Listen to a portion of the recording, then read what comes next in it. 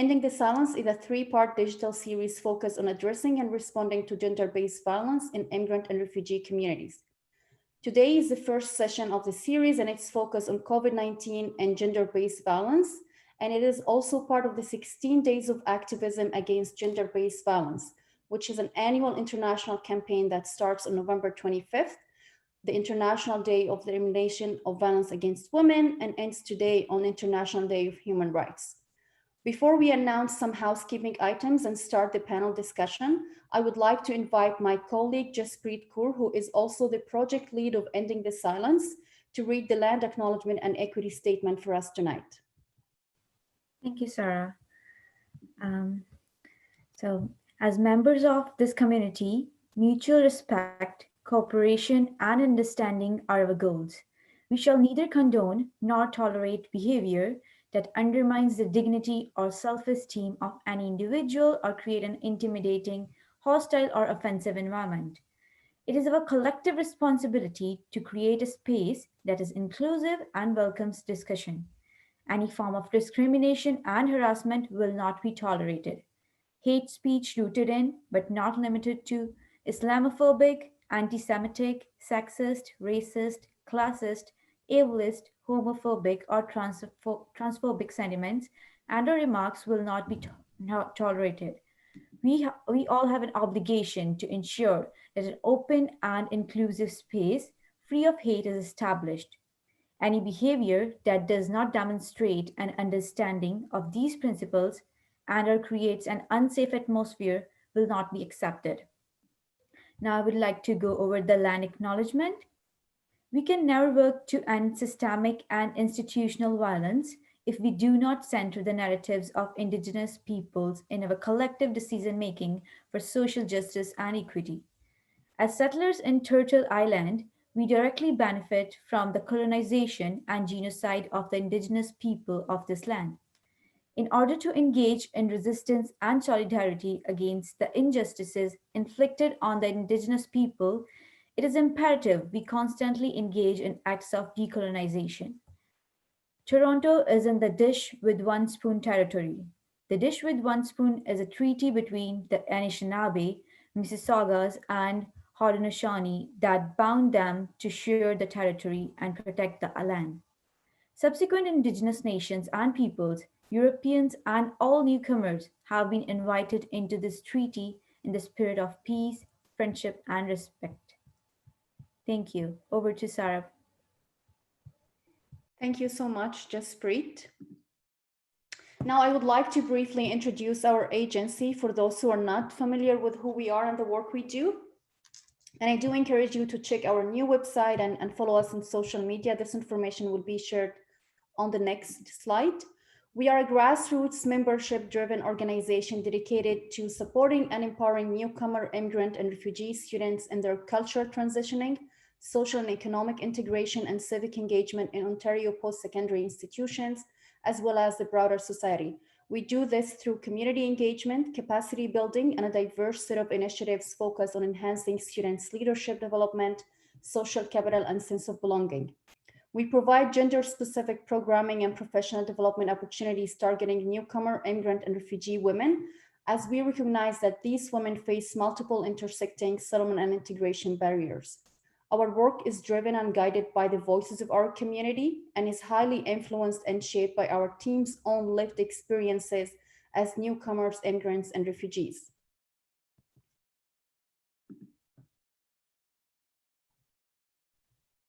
I think in the next slide, you can check our new website, follow us in social media, and follow the conversation using the hashtag Ending the Silence.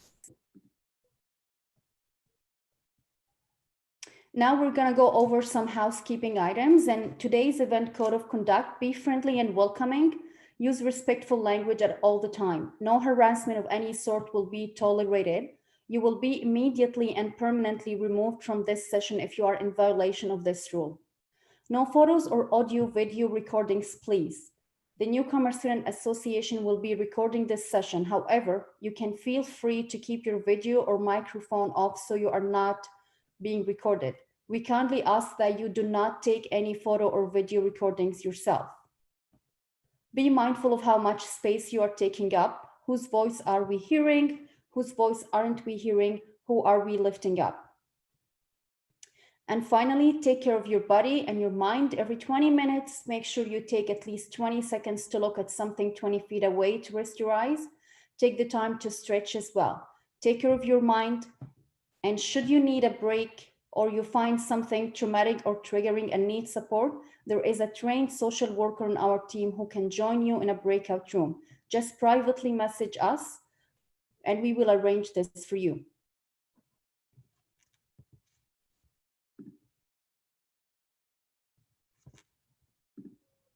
And the final housekeeping note will be regarding Zoom protocols, which I'm sure many of you are familiar with. In case if you're not familiar, you can see the mute and unmute yourself. Click on the microphone button, as you can see on the screen, and make sure it's red so you're muted.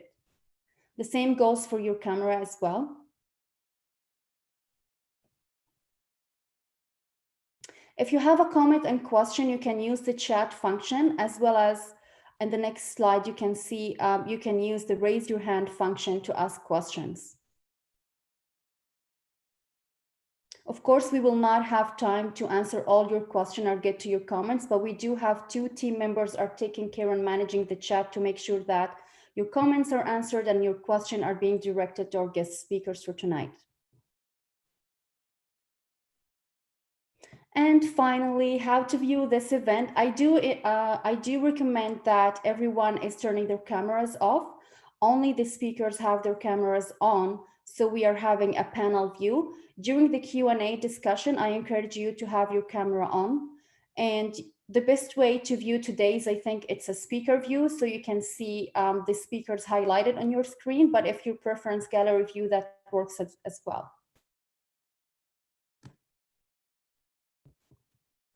All right, so to the exciting part. The need to discuss the issue of gender-based violence has never been greater. According to data released by Statistics Canada, during the first 4 months of COVID-19 pandemic, police services reported a 12% decrease in domestic disturbances and domestic disputes call.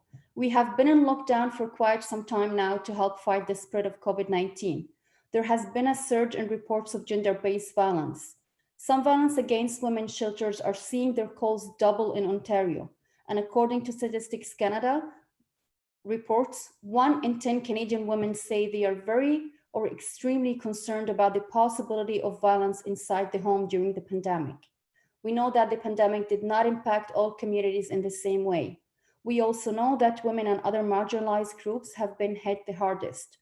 Today's session, A Double Pandemic, COVID-19 and Gender-Based Violence, will shed light on the impact of the pandemic on women and the causes behind the increase of gender-based violence cases with a focus on immigrant and refugee communities. Joining us this evening, great advocates, researchers, and educators in the fields of migration and gender-based violence. Please join me in welcoming our first guest speaker, Dr. Margarita Pentem-Perez. Margarita is Senior Coordinator of the Initiative to End Gender-Based Violence Against Immigrant and Refugee Communities at OCASI. She has a PhD in sociology, and her research is interested in violence, specifically examining the role of discourse space in securing racial and gendered violence against migrant communities. She has completed research in Canada and Mexico with published work on feminist research methods and different forms of symbolic and structural violence. Our second guest speakers for tonight, Dr. Selena Abji. Selena is a sociologist who studies the politics of gender, race, and immigration status. She has published extensively on migrant rights activism in Canada in response to border enforcement, immigration detention, and access to citizenship for migrant women survivors of gender-based violence. And last but not least, our last guest speaker, Cheyenne Ratnam. Cheyenne is a founding member and lead of the Ontario Children's Advocacy Coalition. She is an advocate regarding childhood sexual abuse and is a survivor herself. She has lived and professional experience in topics including youth homelessness, youth in from the child welfare system, intimate partner violence, and gender-based violence. Cheyenne holds a bachelor and master's degree in social work. Thank you, Selena, Margarita, and Cheyenne for joining us tonight in our event. And I guess I would like to kick off the conversation by asking you the question, what is the work that you do on the ground, community-based work that is related to migration, related to gender-based violence? Are there any current initiatives or projects you are working on to address this issue in immigrant and refugee communities? Feel free also to shed light about any resources in the community, any previous research or projects that you have done in the past. For the first question, do you want to choose who goes? Because this is more of an introductory question, or do you want popcorn style for this too? I think, do you want to go first, Cheyenne? I can go first too. Yeah, sure. So first of all, I want to ground the space in saying that I myself am a refugee person, or who used to be a refugee person who came here as a child. And so oftentimes we forget that the first workers are often the children of immigrant families. So I was a worker from the beginning. Around 2012, I founded and co-managed Project What's the Map? So that was about mobilizing newcomer young people experiencing homelessness, including girls who were undocumented peoples. It was a call to action to work with multi-governmental policy circles to bring about changes and to nurture a more coordinated system to address complex systems or systemic issues, institutional issues in terms of like accessing services.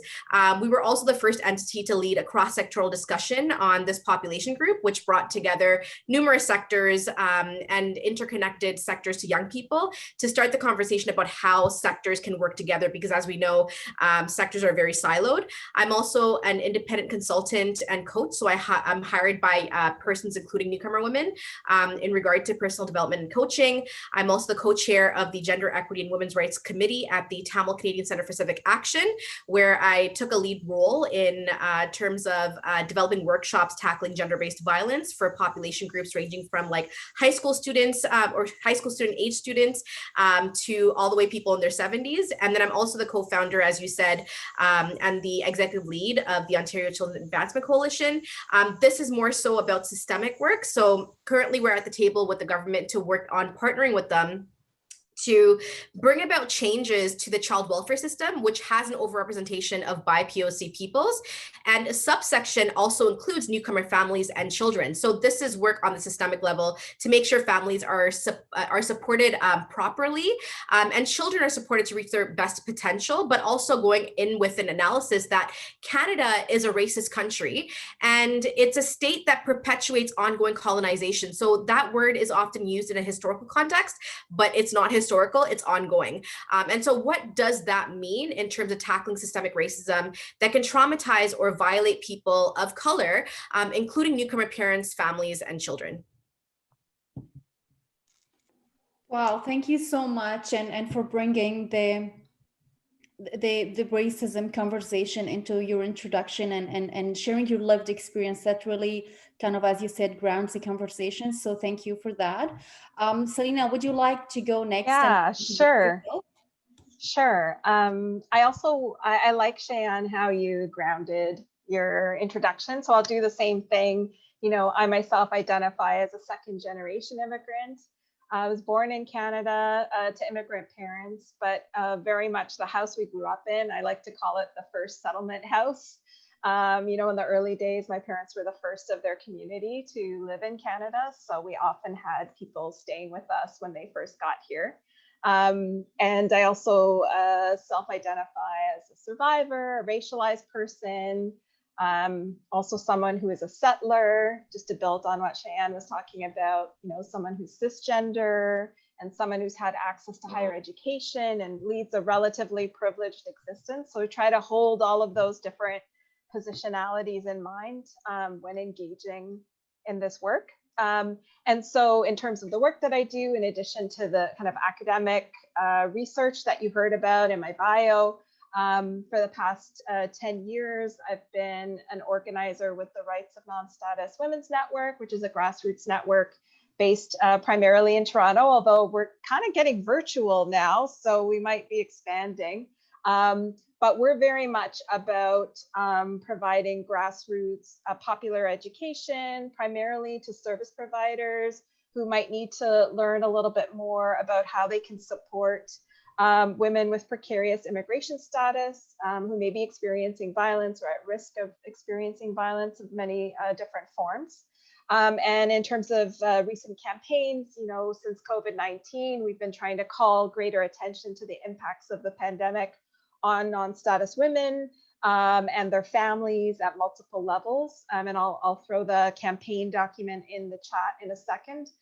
We've also been trying to develop some tools and resources for non-status women, as well as for the service providers who are working with them on how they can navigate all of the many systems that are in flux right now.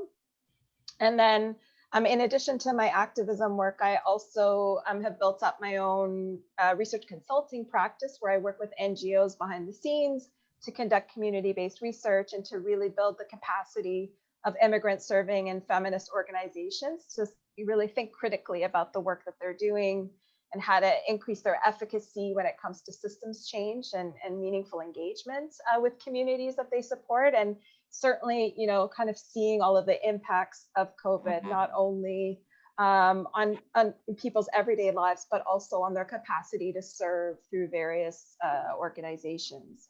So that's definitely something that we're seeing. Great. Thank you so much, Selena, for sharing all the amazing work you're doing with different grassroots movements and organizations.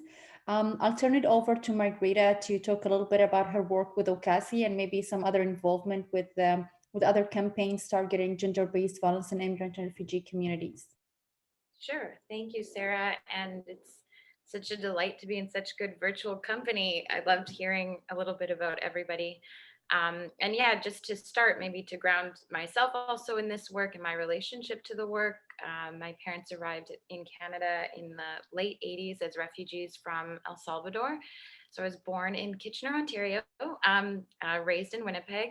And I think my relationship also to the work is, starting as a community worker in Winnipeg and then as a social worker doing more direct service work around family violence in immigrant and refugee communities here in Toronto. And then kind of a questioning of that and doing a PhD that had more to do with thinking about Central American migration, but in thinking about it in the context of Mexico.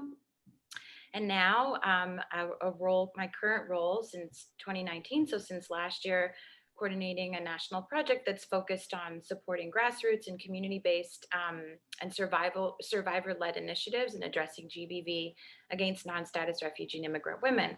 So that project, which is the OCASI-led project, Building Leadership Capacity to Address Gender-Based Violence Against Non-Status Refugee and Immigrant Women, really emerges out of decades of community-based advocacy work. So shout out to the Rights of Non-Status Women Network and survivor-led and capacity building initiatives. So there it's a shout out to the Barbara Schleifer Commemorative Clinic and also OCASI. And so it's really building on work that was already happening, work that's been happening for a while, but with the aim to leverage that work and think about what that work looks like across Canada. So it's the funding that's there is really something to highlight because it's funding that's allowing this work to develop and try to create kind of an infrastructure of advocacy at this more national scale.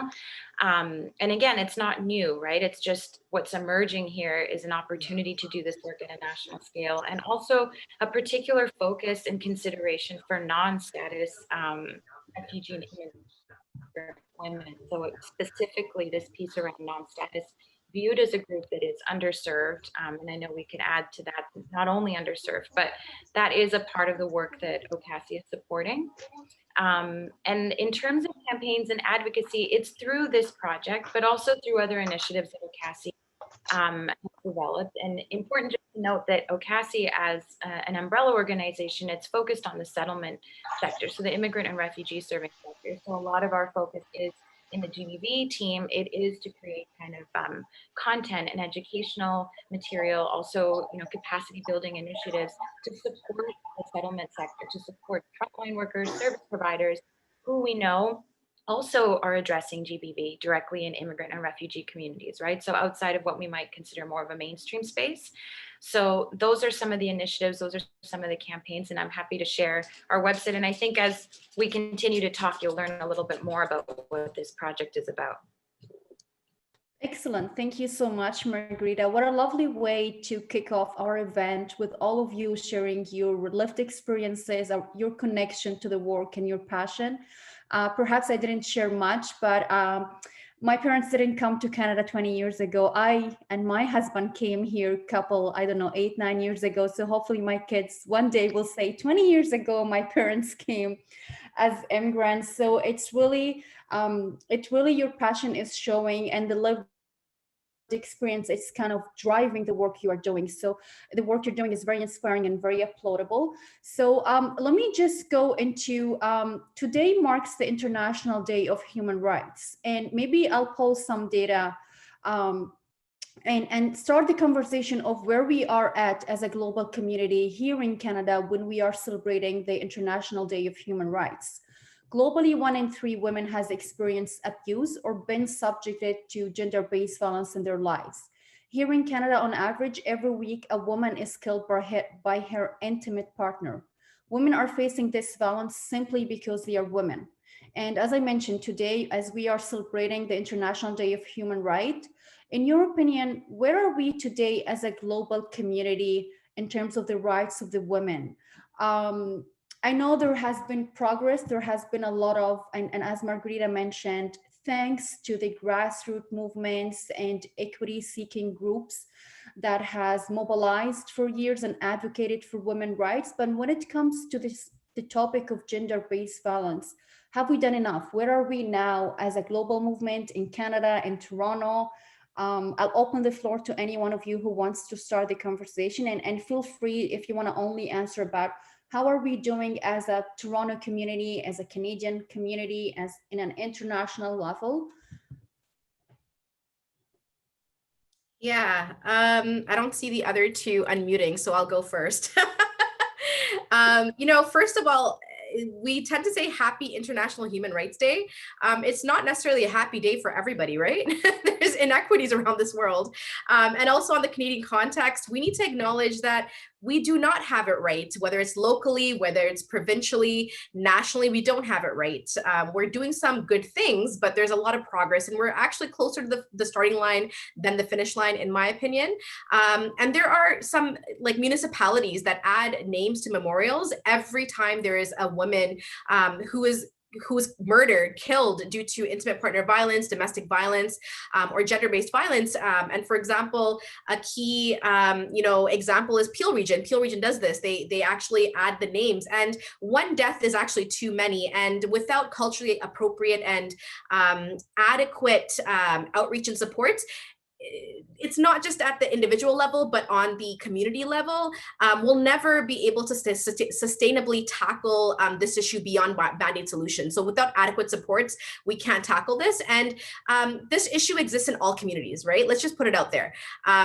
Sometimes racist and xenophobic peoples will blame immigrant communities, saying that, well, this is where the problem is, but this issue exists in all communities. Therefore, we need to do our due diligence to create differential responses to differential populations, and also keep in mind that there is diversity within population groups, right? And even within ethnicities, there's very much a lot of diversity as well. Well said, Cheyenne. Well said. Selena or Margarita, do you want to add a comment to that question? Sure. I mean, I think I signaled, right? Because I unmuted. So is that going to be our little sign to say, yeah, I want to add something in there? We'll take that. Yes. I completely agree, Cheyenne, when you were saying that we're closer to the start line than the finish line. I think that's a really astute way of putting it. I think when I was thinking about, how we would respond to this question, I started off with very optimistically saying, okay, well, when it comes to recognition, at least, I think there's more recognition today that women's rights are human rights. Like this was the big slogan, in the 70s.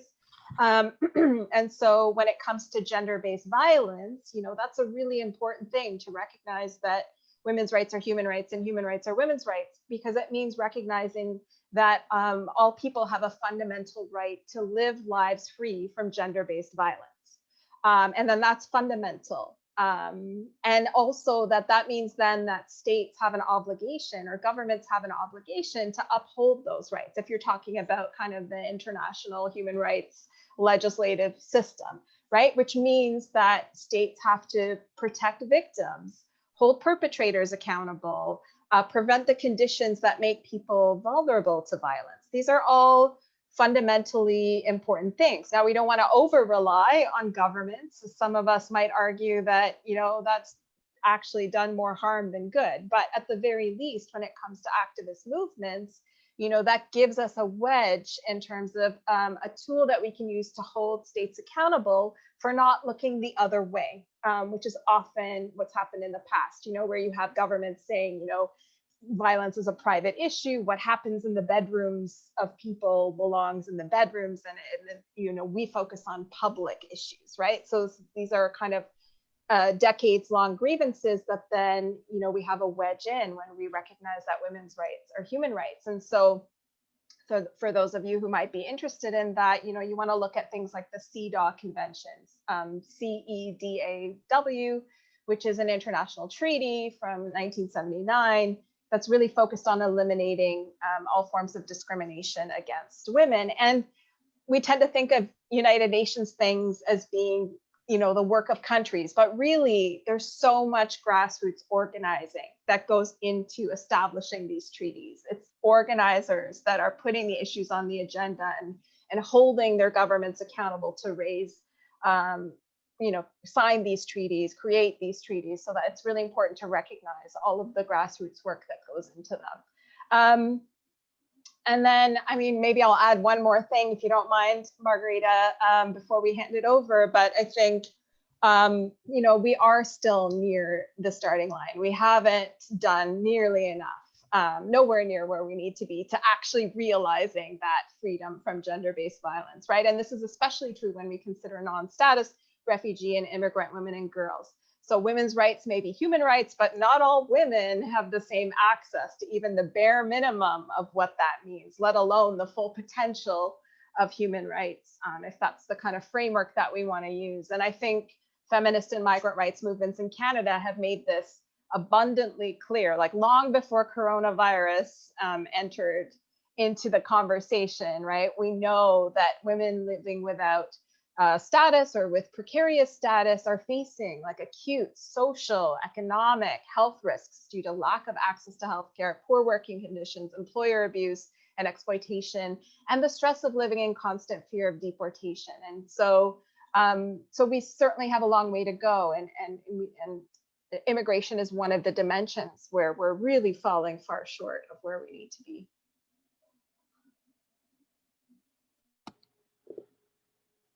Yeah, I guess I can jump in, and I echo, I agree with what both Cheyenne and Selena said. And I think it's, it's a really great question, because when you do think about human rights frameworks and human rights, it's a really important place, as Selena mentioned, where there's demands that are being made and also recognition.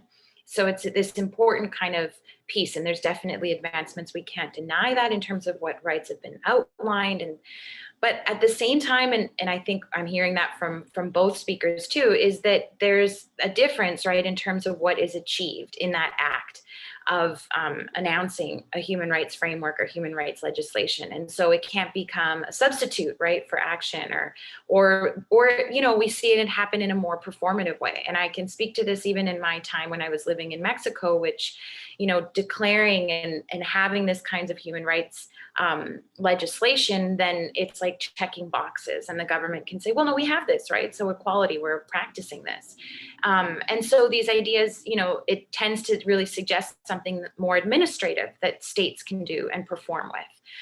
And likewise, I would think, and similar to what I heard Selena say as well, it's like when you even say human rights, who are we referring to? Who is labeled as human? Because within the context that we live in, and it globally, Cheyenne said it, thinking about it global and provincially, locally, it's, the framing of who's worthy of rights, the framing of who's eligible for these rights, it holds a lot of promise, but we do have to think about who is being considered human enough for that, because we live in contexts where people have chronically been dehumanized among Indigenous groups, racialized groups, right? So it wouldn't be fair, I think, to think about human rights applying equally to everyone. And I know that there's a kind of false universality around that. There's a rhetorical kind of aspect to it. And so I think there's just something to consider there is what it holds. And as you mentioned, like that starting point, like where the promise is. But for us, especially in this context, let's say here in Toronto, let's say in Ontario, can we say that the rights apply to Indigenous women or the rights of racialized immigrant women, non-status women, right? Because we know that we can't qualify it or measure it in that same way. And so there's a lot that we can learn from the experiences of communities, racialized communities, migrant communities, to really help us kind of have a better understanding and actually improve human rights for all. So if we can see it as kind of a live working document that needs to continue to be informed and contextualized and in real time, I think that, we could see that that would be a way to maybe measure some of these kinds of advancements, right, in terms of human rights.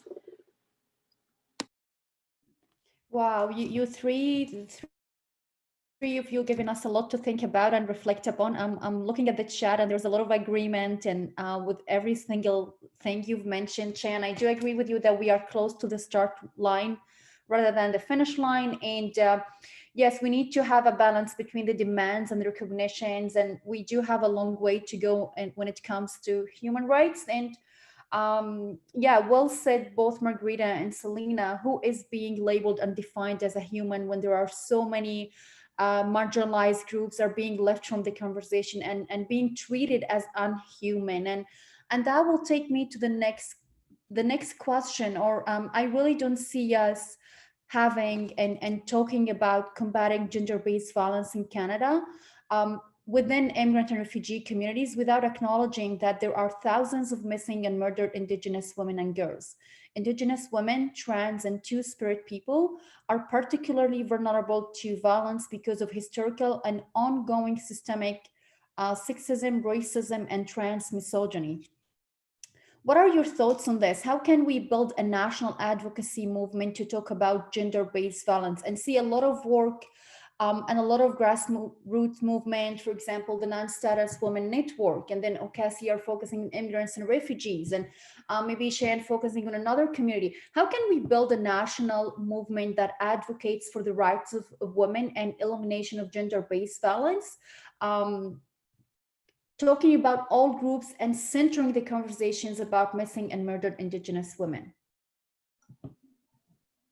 I'm happy to jump in to get us started, and feel free to build on that. But I just want to start by saying that I can't emphasize enough how important this question is, and also how often we don't ask this question in spaces where we're specifically kind of focusing on immigrant, refugee communities, gender-based violence. And I think seeing the connections between these different forms of violence has to be part of our framework. And also in terms of activism, really looking to build solidarity in ways that are, with humility, and looking for those connections, but also understanding the ways in which it's important to look at the particularities of forms of violence that different groups experience, and particularly Indigenous peoples in the Canadian context. And, it's shameful. It's absolutely shameful that it's been almost 2 years since the national inquiry into missing and murdered Indigenous women and girls. And I'll post the final report in the chat, the link to that for those of you who haven't seen it. And this, that we haven't had the type of mobilization that we need to have around this issue as a community.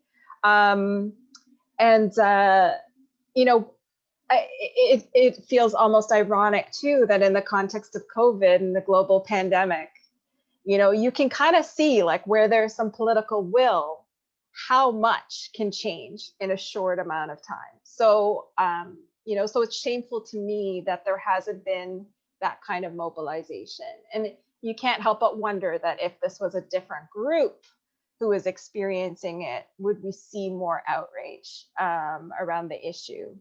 But I think also for refugee and immigrant communities in particular, you know, we really need to think about and talk about how we are rendered complicit in this violence, in the colonial violence and violence against Indigenous women and girls, but also Indigenous communities, peoples more broadly in Canada, and the histories of settler colonialism here. And that happens on multiple levels, right? So I'll just share a couple of the ones that I've been thinking about. So when we share our stories of gender-based violence as survivors, do they get taken up in ways that portray Canada as a space of relative gender equality compared to the violence that we may be fleeing? You know, and that's problematic, right? For many reasons, but one of those reasons is that it really obscures or silences the very real, long, ongoing colonial violence experienced by our Indigenous sisters. So how do our stories get taken up in those problematic ways? Also, you know, a lot of people talk about the American dream. I like to talk about the Canadian dream of multiculturalism and diversity and inclusion and all of those things. You know, how do we as immigrants and refugees kind of also, how do our stories get taken up in ways where we, you know, we talk about our families, my parents talk about how we came to Canada to build a better life. Are we recognizing that we're settlers on this land? Are we learning about the communities that have and continue to experience colonization? Many of our families and communities have our own histories of colonial violence and intergenerational trauma that our families have carried through colonial violence. So is there anyone better positioned, you know, to really understand these histories and to have empathy and to reach out in solidarity? I feel like there's so much potential for connection there. You know, can we step up and have the courage to say, this is not the Canada I signed up for, at the very least, you know? So we want to think about how our efforts to belong and be included and obtain Canadian citizenship and all of those things are feeding into a national story of Canada as a particular type of place. And how do we then, you know, use the power that we have to push back against that story, to educate ourselves, and to challenge that, and to push for change, because we have a responsibility. So I'll leave it there. I feel like Selena's remarks really resonated with me, because when I was looking at this question, I wanted to reframe the entire question from how can we join advocacy efforts, because sometimes it is important to have like focused advocacy efforts and not streamline everyone into one category. And instead, as settlers, right, in Canada, what does allyship mean in terms of immigrant women showing up for Indigenous women and girls? Sometimes we have the sense that we need to do things together, but that's not the case. Sometimes it is more respectful to pay focused attention, especially on Indigenous issues, without saying, hey, how about us? The feminist movement historically showed us that, you know, there is no real equality in that historical movement, and that this is why an equity approach, similarly that we see through, you know, Black Lives Matter movement, is very important. And we are settlers and have the responsibility as, you know, guests on this land who call this land refuge, or who find refuge in this land, I should say, and call this land home, to acknowledge Indigenous histories from the beginning of time to this land, and how their context is very different from ours. Because yeah, it's very different from context to context, because in our context, it's like we're immigrants here, right? But they had historical violence, historical trauma, historical genocide, historical institutionalization, historical cultural erasure, genocide, intergenerational trauma, and so on. So, and how do all these things play a role in the violence that they face systemically that disproportionately impact women and girls in terms of missing and murdered Indigenous women and girls?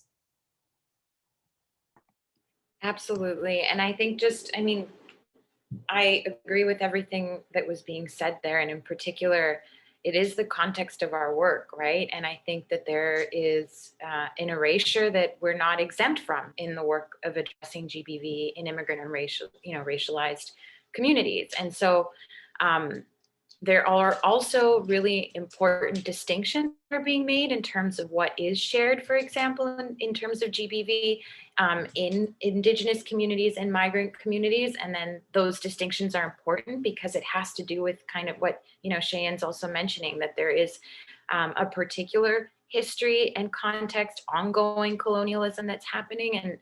And I think when we think about like a national advocacy movement, and when we think at this national level, I really agree with you, Cheyenne, in terms of, this kind of equity approach. And I also think about how national doesn't always need to mean standard. I think that there's an ability there to think about how this kind of different perspectives, which, that is kind of this need to have these different perspectives be a part of this national thinking and this kind of exchange that's necessary, and then approaching it through this kind of equity model. Right now, the work with OCASI, we recently collaborated with different communities that are developing a course that is focused on building Indigenous and migrant solidarity with this particular focus on gender-based violence.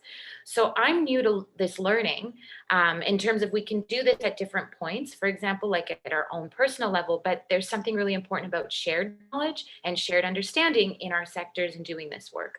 So what I really appreciated of that course, and I'm going to share the link in the chat so that you could register if you'd like to take it.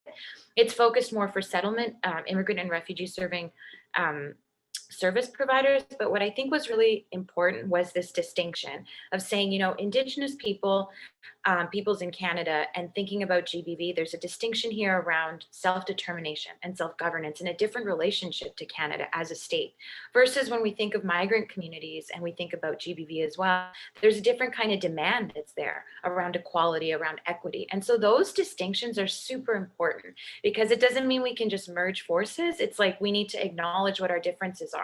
And I think there's that kind of piece of like, maybe we shouldn't be thinking standard national kind of policy, but understanding what those differences are, understanding and having compassion for some of those shared things, and then knowing what our responsibility is, which is what it really, to me, really came through with that. Our accountability, our responsibility, our discomfort with some of that is, I think Selena was really emphasizing that point, our own complicity. So I'll share that in the chat so that people can take a look if you'd like to pre-register for the course, learn more a little bit about that as well. Great, thank you all for all your remarks and perspectives. That was a conversation absolutely on fire. Selena, I know this is not the Canada I signed up for either, but when I came, and people like me who are coming from war-torn countries and refugees are being this sense of being grateful for Canada for welcoming us and accepting us kind of make us like blind and not able to see and understand the colonial history of Canada and the ugly truth that we don't want to see or hear or learn about. And it really struck me, and I always mention this kind of little story, when I was studying for my citizenship test, that lovely book of how to become, I think it's called the responsibilities of being a citizen. The name is escaping me, but the point is I couldn't find anything to learn as a new citizen, as a newcomer, as someone who is building a life in Canada that talks about the colonial history. All what was there is an apology that the Harper government has said to the Indigenous community about residential school, and that's nothing. That does not educate me as a newcomer, as an immigrant, as someone who's becoming a citizen about the colonial history. And I think, I don't know what your take on this, but I think there is a lot of lack of mobilization and awareness when it comes to educating newcomers who are coming with a sense of gratefulness coming to Canada, educate them about this topic and how to build bridges and solidarity and allyship and connections with our Indigenous communities and acknowledge that we are settlers on the land. I know that maybe OCASI is starting a conversation, which is, I think, overdue, but I don't know at the organizational level, at the municipal, provincial, what's out there has been there, because Cheyenne mentioned we need to have a focused advocacy effort, but is there someone who is focused on actually bringing this newcomer immigrant refugee community to talk about this, to educate them, to raise awareness about them? We did some, I hope one of my team can share the link of our Living Under the Same Roof, which is an initiative that focused primarily in raising awareness about this topic. I don't want to take much of this space, but I really want to have your say, maybe if you want to follow up and say, what should we do? Where do we start? Because Okazi is a good start with that course, and it's directed to the settlement sector frontline workers. But how can we reach out to the maximum number of newcomers and say, this is how we can mobilize, this is how can we build awareness, this is how we can build a movement, and then that will take us into them joining, national, I don't know, whatever it is, as an advocacy efforts. I was going to say, I really liked your comments, Sarah, and I would just add that, and I heard this really come through with both Cheyenne and Selena, it's that you're right, with immigrant and newcomer communities, we are such a part of Canada's nation building that we internalize the script, right? We internalize a story about Canada, and then that erasure continues, the erasure of what the real history, right? That history and colonialism, the reality of those systemic challenges that Indigenous communities face daily. And I think that, we want to have, and I don't want to suggest that there can't be this way of coming together in this important call for advocacy, but I also think that when we listen to Indigenous communities and we listen to groups that are wanting to kind of build and create this bridge, there's also this really important place of the work that we do need to do in our space, right? Like in terms of our own relationship to the land, our own relationship to Indigenous peoples. So not just thinking about our relationship to Indigenous land, but peoples. And I think part of it is like, can we integrate, for example, this story, this ongoing colonial story, to make sure that it is a part of kind of a shared knowledge, like a base knowledge among newcomer and immigrant communities. So I think those are places I'm thinking first, kind of building the awareness, as you said, like a space where that information is more accessible, and that we do some sort of activity as well that's related to us as, what Selena was mentioning, ourselves as settlers, right? And you said it so well, Selena, we're uniquely positioned in this place where we can talk and challenge that relationship. I think also something that comes to my mind is that as immigrants, we are also racist people. Canada is not racist. We're also racist, right? And so what is that question? So ethnically speaking, biologically, I'm Tamil. And so I'm actually part of the minority population of the nation state of Sri Lanka.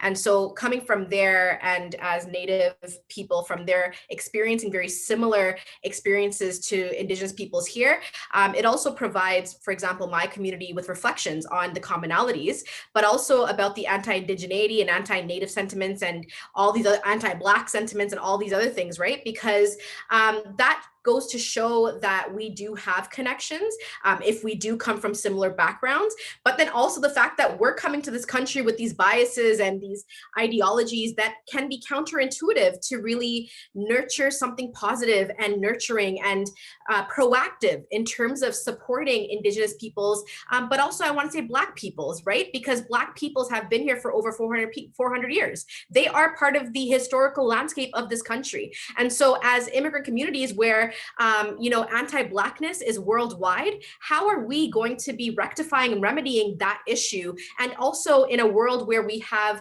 elevated, medical model and all these westernized ideologies as norms, how do we question those things when we're in this country and we know that our Indigenous peoples have been subjected to experiments and deaths and genocides because their bodies were not respected the way that other people's bodies were respected?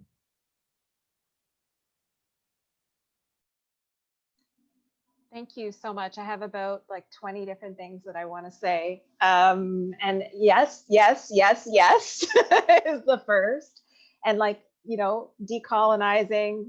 decolonization is so important, and all of the reflexive work that we have to do, the work around anti-Black racism, from our own migration histories and the ways that we get kind of pulled into those systems here as newcomers. One thing I wanted to add too is that yes, there's the whole gratitude, right, of feeling safe and coming to Canada. There's also something at stake. Like, what happens if we're not grateful as refugees and as newcomers? There's something deeply at stake there, that where we open ourselves up If we're not in that gratitude space, you know, we face a lot of xenophobia, racism. I mean, we do anyways, but there's a particular kind of way in which we get shamed publicly if we're not expressing, if we express any kind of critique, right? So these are deeply psychological and embedded processes. And I also want to acknowledge too the grief that many of us feel. I know something that I've felt too, when that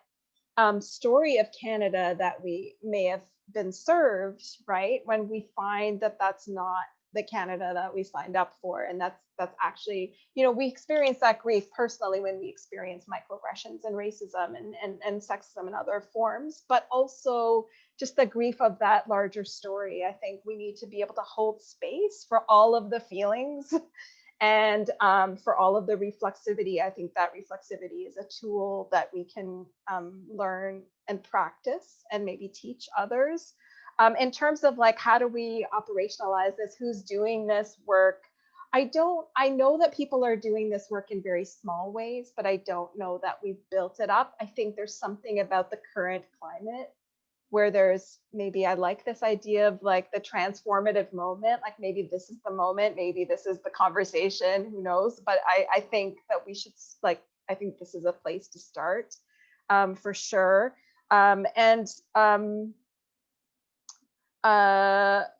Yeah, I think I had another thought, but it's escaped me right now. I will bring it back if it comes to me. So that was maybe 5 of the 20 things that I want to share. Oh yeah, sorry, Sarah. I just want to say, supporting Indigenous movements. So a number of years ago, you know, we had the Idle No More movement, but also, you know, current movements that are talking about like land theft, you know, the fisheries issue, like really trying to stay on top of what's happening in Indigenous communities and like supporting in meaningful ways. I think is a place to start as well. Absolutely, absolutely. I'm sure there is 100 other items on your list and the other speakers. You know, it's we can spend, you know, weeks and months talking about this topic, and the work is just getting started. So I'm glad that we are having shedding some light on this conversation as well tonight. So thank you all for your perspective and opinion on this topic. But let me steer the conversation back, because this session is about COVID-19 and gender-based violence, and how COVID-19 kind of you know, increased the cases of gender-based violence, and what are the causes of that. So let me also I'll read a little bit of data about what's happening because of COVID-19 and gender-based violence in the immigrant and refugee communities, and then we can start the conversation.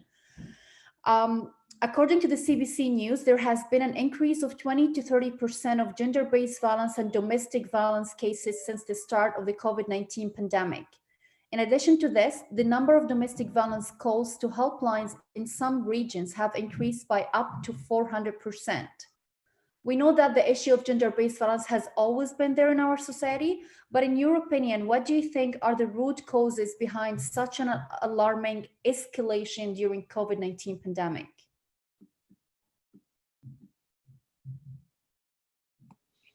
I mean, if you want, I can start to switch it up a little bit. Yeah, you know, as you mentioned, Sarah, and that GBV has always been there in our society, right? And I think GBV, we can say, was already a crisis. And we've heard this in different iterations, but we've heard this said, right? Like, this was already a crisis when we're referring to certain, you know, if we're talking about housing, if we're talking about poverty issues, but GBV was already a crisis. And what I mean by crisis, when I think about it for this particular, like concretely, is that if you have alarming rates of violence, if you have femicide, and then yet you have chronically underfunded supports and services by predominantly women-led organizations, and you don't have those kinds of adequate supports and services, that's the pervasiveness of GBV, right? That is the crisis. And I think it's a really important point to make, because when you're saying it's already a crisis, it's about talking about how our society responds, or indeed fails to respond to GBV, And I'm saying that at a mainstream level because we know that that's coming. That's data that's also coming out of more mainstream supports and services for GBV. But of course, what does that then mean for, racialized immigrant communities that are facing GBV and the supports that are available to them, right? So I think it's important to speak to kind of what is provided, what supports are available, because adequate prevention, protection, that's referring to state actions or state inaction, which is part of gender-based violence, right? Like that is a way to speak to gendered forms of violence. And so I think with what's been happening right now in this context of COVID-19 is, again, these are not necessarily new concerns, but we're seeing a situation that's been exacerbated. And understanding that what would be the conditions that would allow GBV to thrive? Well, this deep, profound inequality, right? That's gendered, that's racialized. And those are the conditions, right? That's the structure that you need to allow GBV to thrive. And I think, those existing gender inequities exist, gender-based violence, it's increased, it's intensified, and it's also, sorry, my dogs, reporting someone's at the door. I might need someone to jump in for a second, or if we can maybe carry on if it's far away, but essentially what has become more evident, and this is the work with OCASI as well, is that immigrant, refugee, racialized communities, they've been severely impacted, and GBV, the intensity and different expressions of gender-based violence, right? And so these are pre-existing conditions that have been worsened, deepened during the pandemic. And there is, disproportionate forms of support and help that are available. And so what this requires is a thinking about this through this kind of intersectional lens. Because we use often with during COVID-19, we often use very universal ways and slogans to kind of garner support, right? So we're all in this together. Very romantic idea, but we're not all in this together. We're situated differently, right? The supports and the access, even the way to be able to practice the measures that were in place, like, to distance socially, isolation. I kept thinking groups are already socially distanced. Some groups are already isolated. What does this mean, right? And then who's carrying that burden? And I would say that that's something important that while in my work with OCASI is being emphasized, because who is carrying that burden? In addition to racialized immigrant women who are facing GBV, also those who are supporting them. Because you're looking at a sector that's also deeply racialized, right? And gendered, and it's also living, operating in a context of scarcity. I think what Margarita was saying really put something in my mind, because a lot of times, and maybe I'm not the only one that hears this all the time, whenever the government throws out money or numbers, it's like, well, they're doing this. And so the federal government actually promised $100 million in emergency funding since the start of the pandemic for women's shelters, sexual assault centers, and other organizations. And this is part of their action plan, their national action plan for the pandemic when it comes to, gender-based violence and all that stuff. But the thing is, for me, is that oftentimes in immigrant communities, and I think that we could all resonate with this, is that the most adequate types of supports are often informal. And so how do we support informal supports with funding? Because the funding is never going to trickle down to the informal supports, who are often the people who are taking on that labor of burden, or the burden of labor, to support our women, our girls, and our gender minority peoples who are going through all these discrepancies, right? And so for me, financially, economically, that's a big question for me too, because when we talk about, so I used to work in policy as well. So when we talk about policies, we create policies that can add, I don't want to say adequately, that can address the most amount of people. But then we forget about the smaller population groups that are often not streamlined into these dominant views of how to address issues. And so when we're looking at that from that angle, we know that this money is never going to trickle down into that support group. It's never going to adequately trickle down into the immigrant populations, especially to undocumented migrants, okay? And that's an issue too. And then in terms of the root causes, yes, Margarita, you're right, like it's gendered. toxic masculinity is huge. Patriarchy is huge. If we cannot talk about gender-based violence in the context of women and in the context of gender, sexual and gender minority people either, without talking about patriarchy, without talking about gender-based violence and how toxic masculinity plays a huge role in it, how racism also interconnects with it. And I think those types of root issues are very complex and it's never siloed. It's always an interconnection of different identities and factors, external and internal, that really work against our communities in terms of adequately addressing the needs that we need addressed, but also for governments to really have a holistic lens, which governments can never be holistic in terms of their policy-based lens. You know, it's a question of how the government needs to shift its paradigm and the way that it works as well, to make sure that they're talking to communities that are highly impacted and who are invisible, who are, you know, getting missed and who are getting pushed into even further invisibility, right? And so, yeah, I think for me, it goes into, you know, questioning policies. It goes into questioning the types of financial allocations and disbursements from the top down. But it also makes me question about the types of theoretical and framework type of lenses and frameworks that we need to continuously question within our populations individually, but also across our populations as well.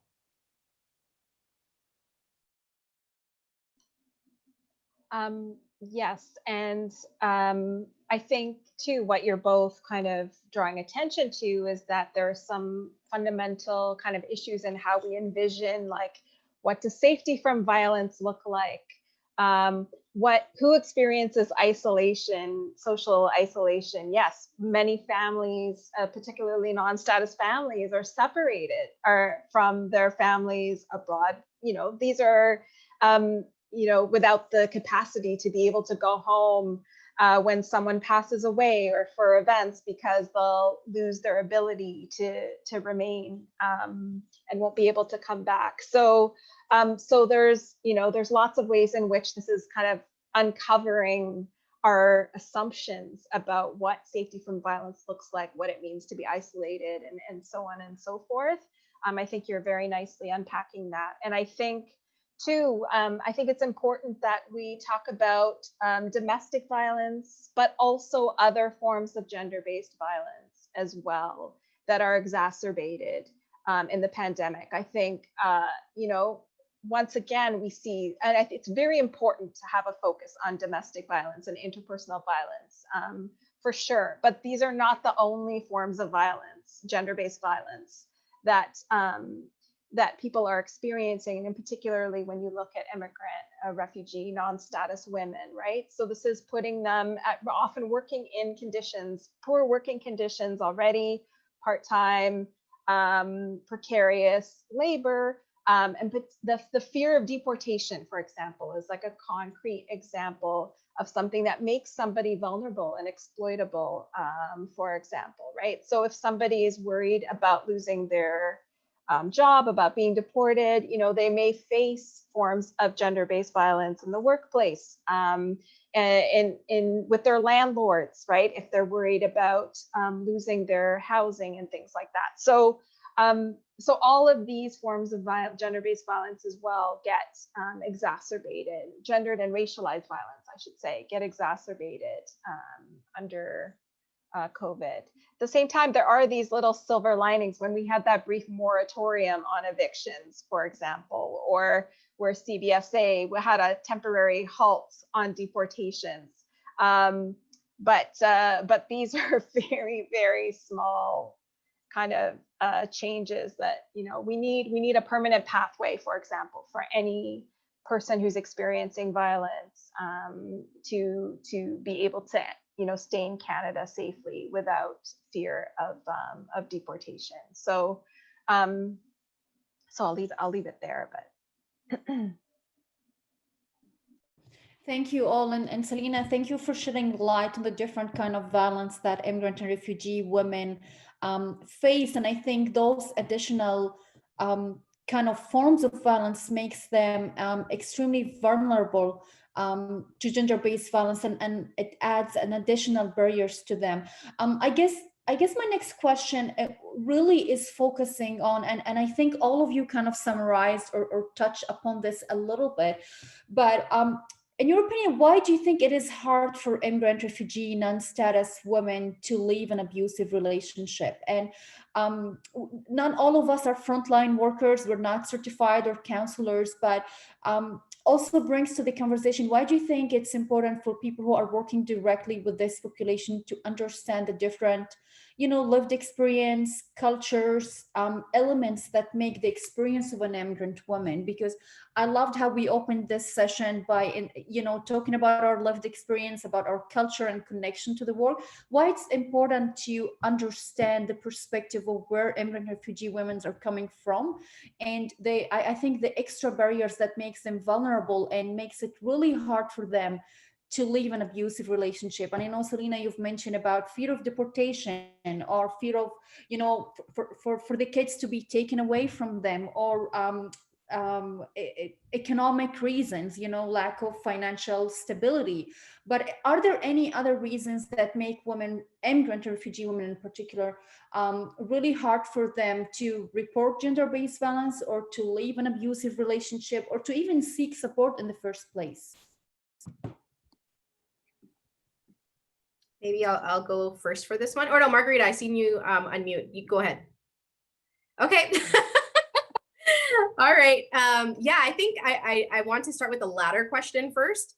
It's important to figure out unique stories and histories because everyone is totally different. Just because I'm Tamil does not mean that I have a normalized Tamil experience, whatever normal even means. There's no such thing as normal. And in my case, I really did not have it normal. I experienced the homelessness spectrum when I was 13 or 14. And then I was raised by the child welfare system. So I grew up in the group home system. And I was raised by people not from my community. So my mom is Jamaican. I have an Irish mom as well. I have a Jewish dad kind of thing. So I definitely had a very diverse upbringing. And so if you don't ask me about it, you're not going to know that my experience is very different. And then the other thing is that because, I grew up the child welfare system, there's an additional type of trauma that is impacting my story as well. So it's very important to really go at it with a differential lens, to really ask with humility, what is going on? What is your history? Or what is your story that you're comfortable with sharing with me at this time? And really talk from an empathy lens, humility lens, because we should not be going in, even if we're from the same culture, even if we're from the same ethnicity, you do not know the other person. So you don't know their history. So that's very important as well. And then also, I think racism can play a role in terms of, whether something can, prevent somebody from leaving a relationship, right? I often say that we leave the relationship in our mind before our body leaves. And I think I spoke about this last year or the year before, or whenever you invited me the time before. So I'm actually a survivor of GBV, IPV, DV, whatever you want to say it. And I was in this predicament for 12 years, starting from when I was 14 years old. And so that's a reminder that this is an issue that is not just an adult issue, it's a girl issue. I was also almost human trafficked because I grew up in the child welfare system. That is a girl issue as well. And so we need to remember that this issue spans across lifespans. It's not just an adult issue. And so whatever supports and responses that we're providing, it needs to be appropriate for all types of lifespans and not just for adult survivors. And also the fact that interracial relationships can be even a barrier for people leaving a relationship if they've been frowned upon. If you lost family, the person I was with for 12 years was a Caucasian man. And in my culture, well, you need to marry someone from your ethnicity, but I was with that person since I was in child welfare. And there's that complexity of my biological family, then my child welfare family, and then being in this place with this man. I could not leave because then they would say, well, we told you so. This is why you shouldn't have done this. Victim blaming is a huge reason why people stay. But also in the pandemic, survival housing is very, very much a reason as well. And so on top of having these directives from the pandemic people saying, you need to be at home if you don't need to leave your home or whatever it is, you also have these what am I saying? The very, very, very scary thing that you don't know where you're going to end up. You don't want to become homeless. And so then you're forced to stay for survival purposes, and not because you want to stay with this person, but because there's no other choice, that you'll probably even face further barriers and further traumas if you do leave that house, but also that relationship. So even looking at these things separately is very important to do in order to really understand the entire picture as well. Thanks, Cheyenne. And I think I can just to kind of like think about that piece that you mentioned, Sarah, as well, about, you know, when you asked your question about what would make people stay, or what makes the challenges or the, you know, the barriers. I think the first thing that comes to mind when I think of this conversation, firstly, I'm not going to speak to it, you know, specific support for domestic violence or that case in particular. You know, there are, you know, specialized, more professional practices that think about that in terms of keeping women safe and sheltered. But I do want to think about, when we're talking about GBV, domestic violence in immigrant, refugee, newcomer communities, we need to tread carefully, because we know that the stereotypes and that kind of piece where culture can often be blamed, and suggesting this idea that you know, immigrant newcomer communities are more inclined of the process of racialization, right? It is a type of racism.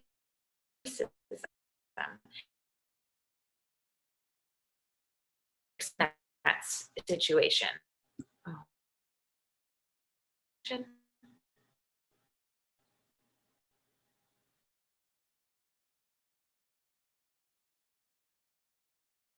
I think you were freezing up just a little bit. Did I freeze in a funny face? I hope not. Okay. Sorry, it did say at one point here the internet was unstable. I'm not sure what was captured there, but that kind of that process of racialization really further marginalizes communities. And so when I think how to support people that are having this experience and that might not feel safe to report, you know, there is an over-reliance. What's more funded in our communities? There's an over-reliance in the judicial system and certain kinds of mainstream approaches to addressing GBV, which are not necessarily safe for immigrant, refugee, newcomer communities, right? Like in terms of calling the police. Selena made a good point with like deportation and the fear of police and all of that. So if we think about this more collectively, those informal supports that Cheyenne mentioned earlier too, those are the spaces, right? But they're not necessarily supported adequately. And I think that to me also speaks more broadly to thinking about GBV, because then there's an emphasis, not just the GBV they experience in the home, but the GBV against them, right? The systems against them that create this marginalization. And that is, I think, the important piece when we're framing violence, when we're thinking about violence. I think it's also been a part of the defining work that we've been doing with OCASI, like more of a long-term goal, but it's how are we talking about this in our communities, right? Like our understanding of GBV, yes, violence impacts all communities, but access to support and ultimately then access to healing, that's not equal. That's not. So, you know, thinking about those structures that create different experiences and shape violence, right? Because if we think of, for example, structural gendered forms of violence, I'm going to say poverty. And guess what? You know, it's not an accident. It's an outcome. Poverty is an outcome of deliberate, you know, policy making and kind of decisions that perpetuate this. So that's where I'm like, that's where my emphasis goes. There's state violence happening here, right? This structural kind of state forms of violence. And we know that we know that women are disproportionately impoverished, but we know that newcomer, immigrant, refugee women more so, even further, right? So I guess I'm not sure if I'm answering that question from this angle of thinking about what do we mean more broadly about GBV, and then how that informs our responses and what's available, ultimately what's available to women who are experiencing violence. Thank you so much, both of you. I think, you know, you've covered a lot. I think the only thing that a couple of things I would want to add when we're talking about that kind of structural landscape in which people are choosing, how to navigate multiple harms, including the harm that they may be experiencing in a domestic situation, whether it's from a partner or somebody in their family, or so on. I think we want to look at ways in which immigration, the system, might be tying people's status to a particular employer or to a particular spouse who sponsored them, or family sponsorship. It could, we also have elder abuse as well, when people are sponsoring grandparents and things like that. So we want to pay attention to the ways in which the way we organize immigration is shaping the power dynamics, or influencing the power dynamics between people. And yes, there even may be mechanisms where, let's say, you're being sponsored, but now there's, an opportunity for you to, file a humanitarian and compassionate grounds for remaining, even if, the relationship ends, or there's temporary residency permit, or or like now you can, if you're a foreign domestic worker, and your employer is abusive and you want to leave that situation, you can work for a different employer, for example. So clearly I'm not a lawyer, so take all of this with a grain of salt. The laws are constantly evolving, but that also means that people need to trust in a system, that if they report, they will be believed. And let me tell you, somebody who is using immigration status as a threat of power and control is going to be saying things like, nobody is going to believe you. I will report you to immigration. You will be deported. So you're really, there's, and also people do experience victim blaming when they report. They have to, collect certain types of evidence. They need certain types of affidavits. They need to be a certain type of victim. They need to look and talk a certain way oftentimes to be believed. So there's all kinds of barriers, even when there's a mechanism in place, without status for all, without, a universal way of accessing, having the right to stay and remain without fear of deportation. All of these like small measures are only going to work for some people in some instances. So I think that's important to keep in mind in terms of why do people not leave. And over again, what we hear from survivors is that they want the violence to stop, right? That doesn't necessarily mean that they want the perpetrator to be thrown in jail, for example. Sometimes they do, that's what they want.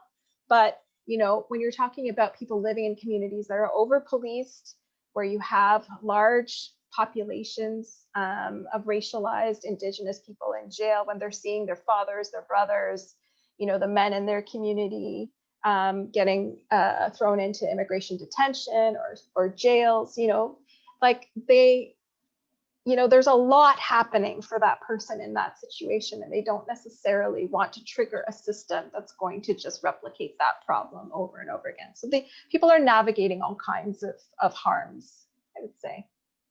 I want to just add something that Selena reminded me of when she said reporting.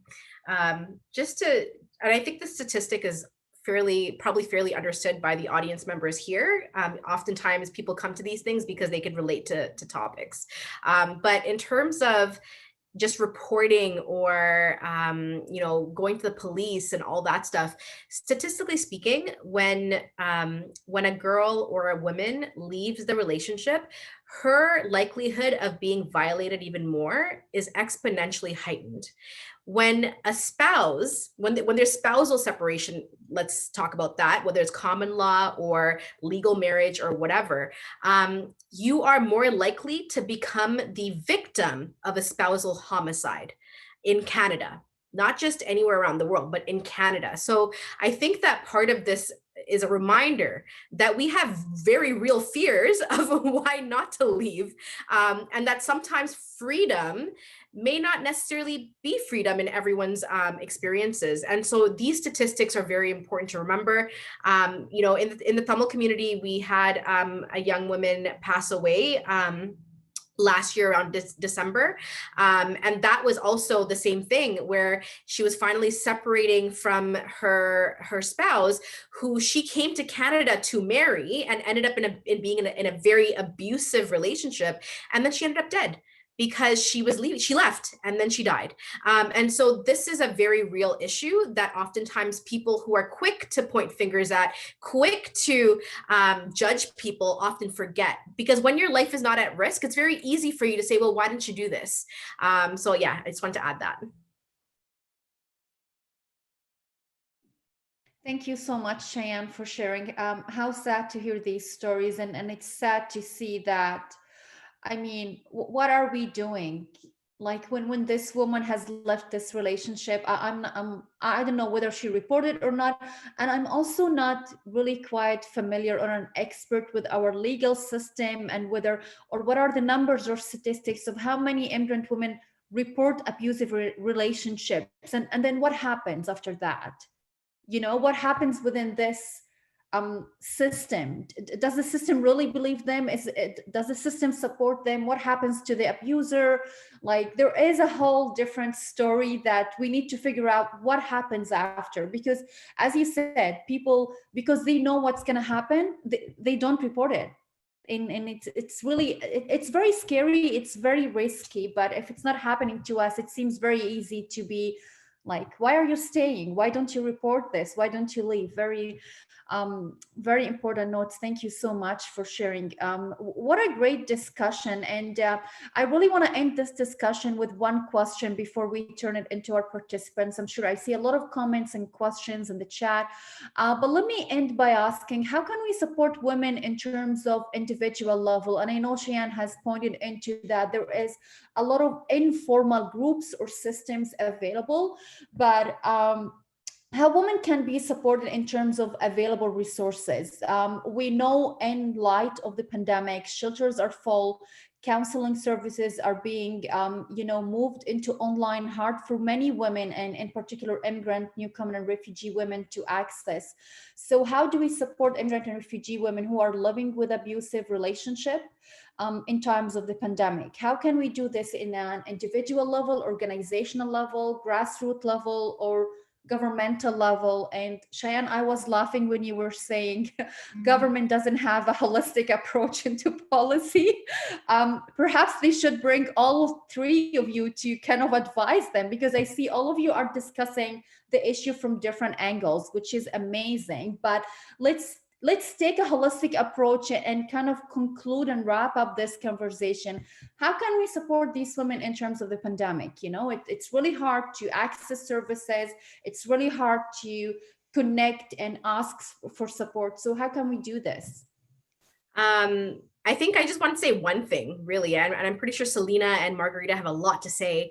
And for me, when I do one-to-one stuff, so I have like very private, anonymous interactions with women.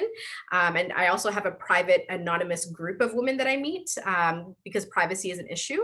And this is all done voluntarily as well. But I think that one of the biggest tools that we can equip ourselves with is learning what a safety planning tool is, and teaching our communities how to do that. And part of that is really teaching how to actively listen. Some of the things that we spoke about earlier, the importance of the narrative, to hear the whole narrative of a person, to understand what their circumstances are, because your circumstance experiencing domestic violence or gender-based violence or abuse may be very different from another person who's also facing the type of abuse within a home, but then the outcomes are different, the factors are different. And so each of their safety plan would actually look a little bit different. Maybe one person would be ready to exit that home quicker than the other person, where the other person has to really be careful because there's a lot more factors riding on their safety and their life.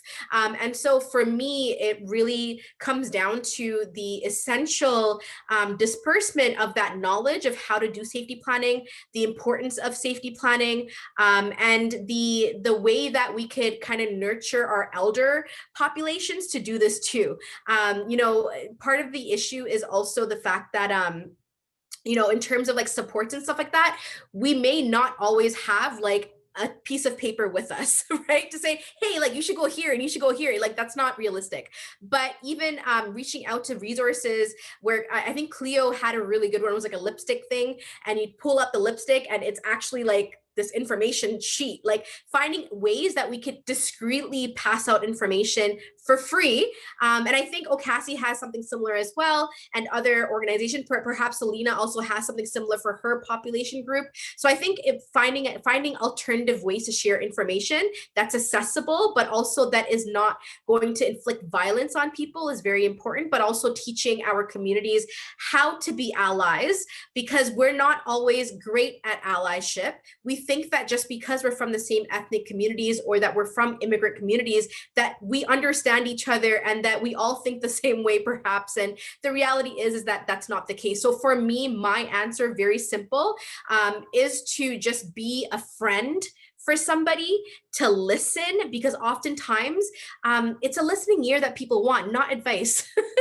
I don't want to know what you want me to do with my life. It's more about just listen to me so I have somewhere to vent. And then from there, sit down with them and be like, I know you're probably not ready to do this, but maybe let's talk about, like, let's say you had an escape plan.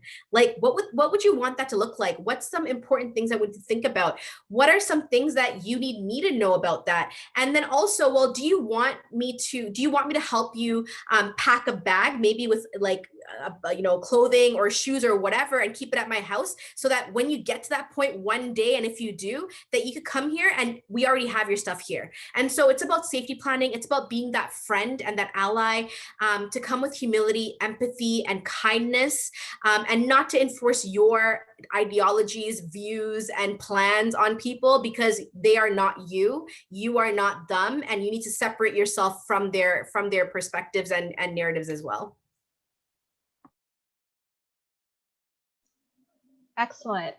Shan, I think you focused so nicely on like the kind of what we can do when we're advocating with people individually, and how, we can't just leave it to the service providing organizations and the shelters too, that, as communities, we could be doing a lot more and really to support. And I would say also kind of at the systems level too, I think we need to listen to migrant justice movements. We need to listen to what grassroots groups are saying, and they're talking about, making sure that no one is left behind, that any kind of recovery needs to be a just recovery. So that means addressing things like, if we can have a moratorium on evictions, if we can, advocates have been trying to fight for decades in Ontario to like remove this kind of 3-month wait for OHIP, right? And then, suddenly there was this pandemic, and okay, like we can do that, and suddenly that 3-month wait was just disappeared. And so if there's some political will there to make sure that the benefits that people need, so that they don't feel like they have to go to work because, even though they're showing symptoms, if we can ensure some kind of, basic income, basic supports, so that people aren't having to make decisions negotiate the different harms. I think that'll go a long way. And finally, I would just say, things like access without fear. So, the Toronto Police, for example, has a don't ask policy. So they're not supposed to ask about your immigration status unless they have a bona fide reason to do so. But they don't have a don't tell policy. So, you have cases where people, actually a recent case where a migrant sex worker came forward to report abuse and was handed over her information was handed over to CBSA. This still happens. There's still communication between policing and border enforcement, or in some cases, in some regions in Canada, transit authorities, transit police and enforcement. And and with enforcing COVID measures, public health measures, again, this is another kind of area of increased surveillance and of particularly of marginalized communities. So we need to have robust, there's also the conversation of defunding police and the abolition movement, but at the very least, we need to ensure there are strict firewalls where someone can come forward to report without any kind of fear that they of their immigration status or those of the people in their family, I would say.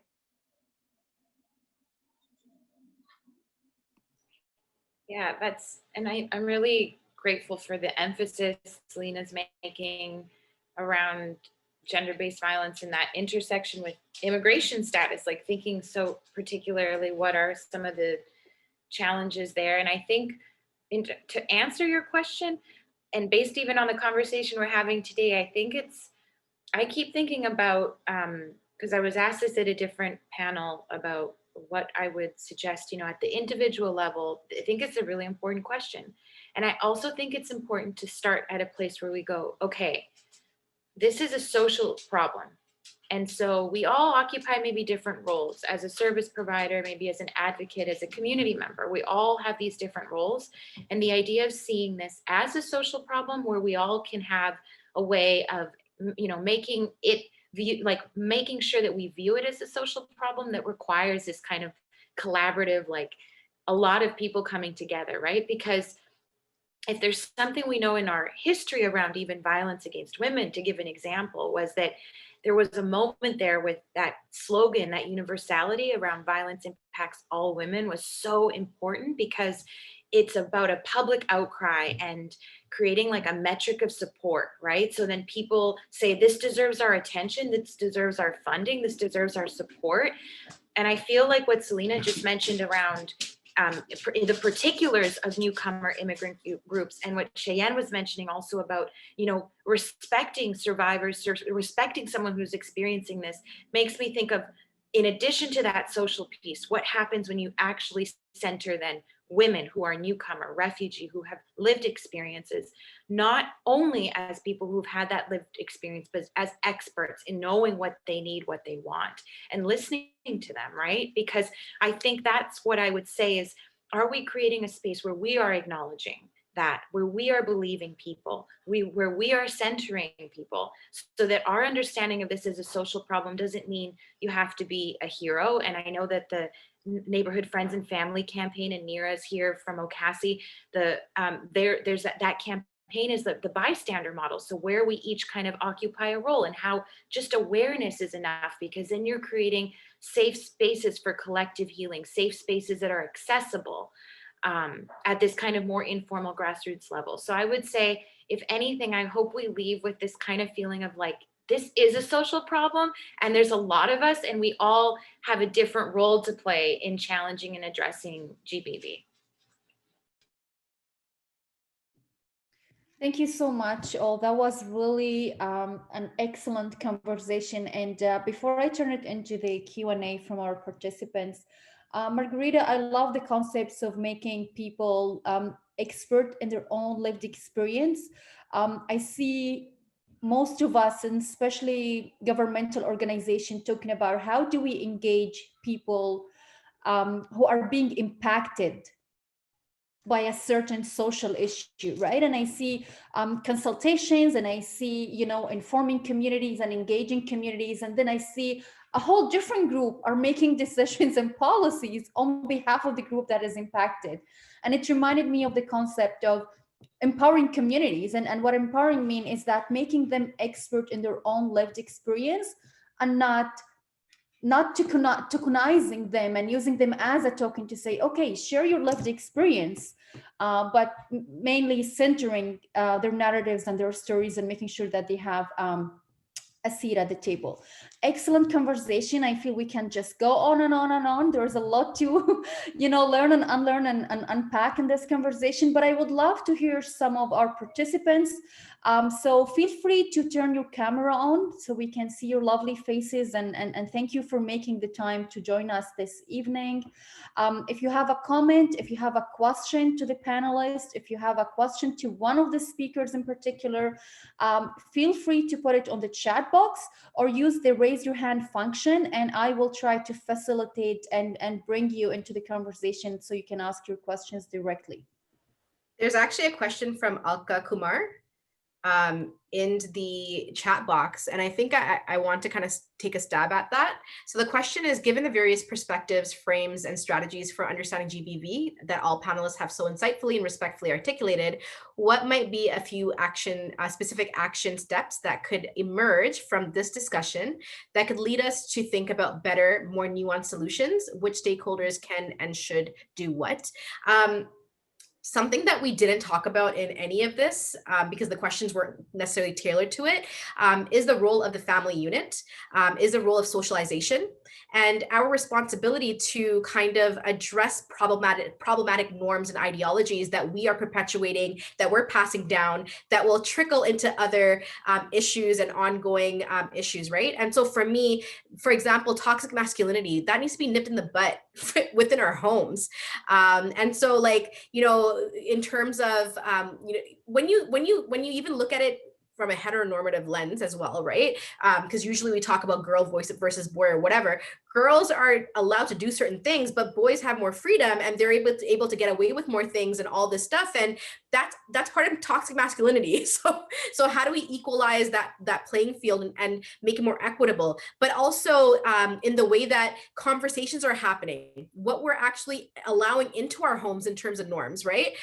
If we don't tackle things within our homes, then the socialization also trickles into other homes, and then our young people are talking with each other, and then they're also, you know, disseminating all these other ideologies. And so I think for me, one of the biggest tools are our parents. As parents, I'm not a parent myself, but I mentor a lot of people, and I took care of a lot of people in the child welfare system. So for me, it's like, as an elder, what is my responsibility in order to tackle these issues? But then also as young people or younger people, what is our responsibility in terms of educating our parents about things that we know better about? But I think for ourselves, when we think about tools, it's not just about policy tools or tools that, you know, documents and modules and whatever presentations. It's also about what we can do on a very micro level that has a lot of impact, because as we know, a lot of hatred stems from the home environment. A lot of discrepancies and inequities stem inside that home environment. It's not necessarily things that are coming from outside. It's also things that we already have in the home. So how do we do that?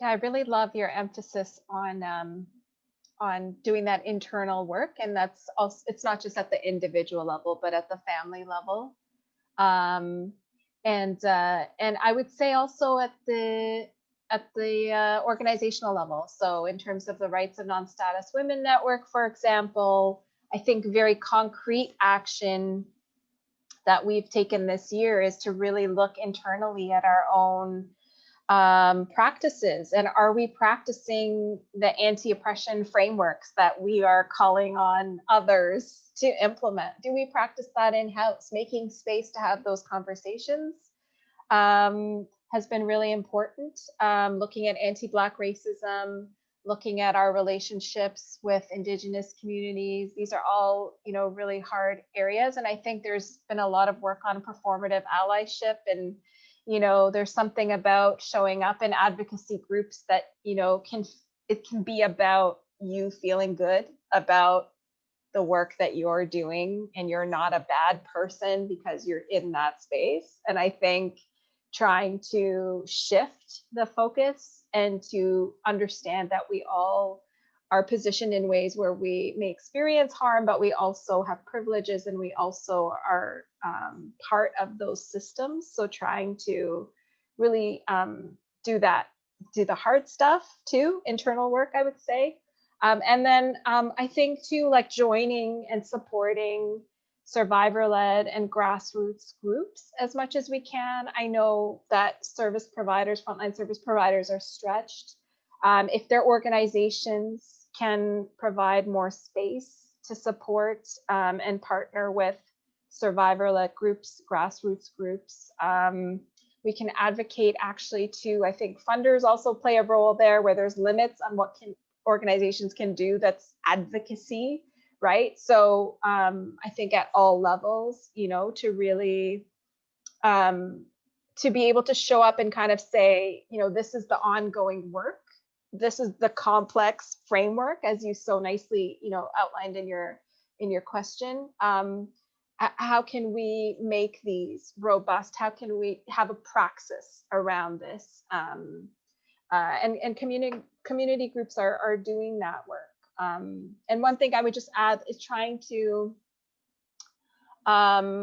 also think of the spaces that we're in as spaces of collective healing, which Margarita kind of brought in the last question, which I think is so important.